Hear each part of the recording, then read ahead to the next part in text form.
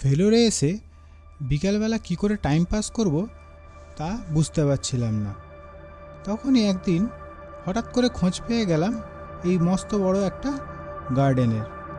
আর এই গার্ডেনটার নাম হলো ভেলোর ফোর্ট গার্ডেন, যেটা ভেলোর সিএমসির খুব কাছেই অবস্থিত।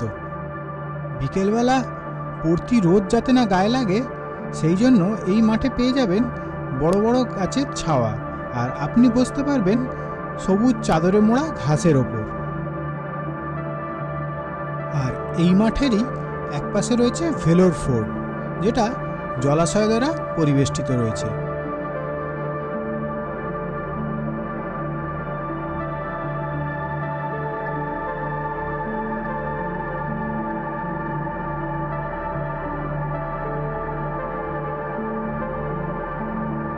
এই ভেলোর ফোর্টে প্রবেশ করতে দেয় সকাল 9টা থেকে বিকেল 5টা পর্যন্ত।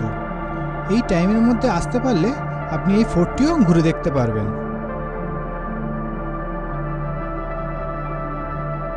সূর্যাস্তের সময় এই ফোর্ট গার্ডেনের গাছটিকে দেখতে খুবই অসাধারণ লাগে।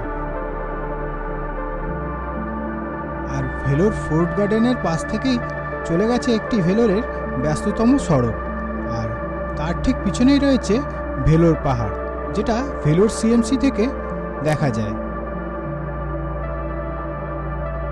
এটা হলো ভেলোর ফোর্টের 180 ডিগ্রি ভিউ, যেটা আপনি ভেলোর গার্ডেন থেকেই দেখতে পাবেন।